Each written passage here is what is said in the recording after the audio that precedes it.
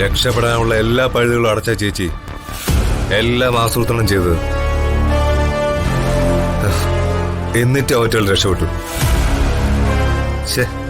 ഇനി എന്തു ചെയ്യും? ഇനി നീ ചെയ്യാനുള്ളതൊക്കെ ഞാൻ പറഞ്ഞു തരാം. നീ ആദ്യം നിന്റെ മൂക്കിന്റെ താഴെ സ്റ്റൈലിൽ വെച്ചിട്ടുള്ള ആ പൂട എങ്ങോട്ട് എടുത്ത് കളഞ്ഞേക്ക്. നിന്റെ ഈ ധൈര്യത്തിനും കാര്യപ്രാപ്തിക്കും നിനക്ക് ചേരില്ല അത്. 50 വയസ്സിന് മേലെ പ്രായമായിട്ടുള്ള ഒരു കിഴവൻ, 44 വയസ്സുള്ള ഒരു സ്ത്രീ, 21 വയസ്സ് മാത്രമുള്ള ഒരു സാധാരണ പെൺകുട്ടി. ഇവരെ പിടിക്കാൻ നീയും നിന്റെ കുറെ കിങ്കരന്മാരും ഒരു വടിയോ കല്ലോ എടുത്തിട്ട് അയാളുടെ മണ്ടയ്ക്കൊന്ന് കൊടുത്തിട്ട് അവളെയും കൊണ്ട് വരാനുള്ളതിന് ചേസിങ്ങും ഫൈറ്റും അവസാനം മിസ്സിങ്ങും.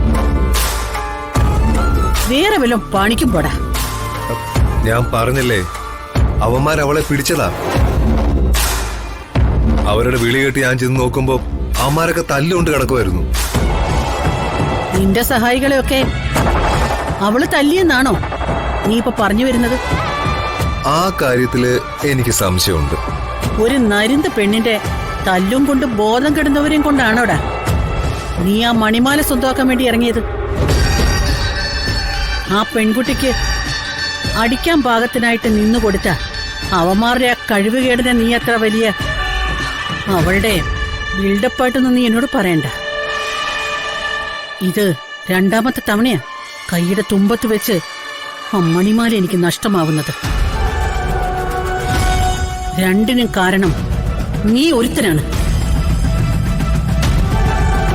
നിന്നിലൂടെ ആണെങ്കിലും ഈ 2 തവണയും പരാജയപ്പെട്ടത് ഞാനാണ്. സാധാരണക്കാരിലും സാധാരണക്കാരായ അവരുടെ മുന്നിൽ ഇനി എനിക്കിങ്ങനെ തോൽക്കാൻ വയ്യാന്നല്ല, എനിക്കിനി താല്പര്യമില്ല. എനിക്കറിയാം എന്താ വേണ്ടതെന്ന്.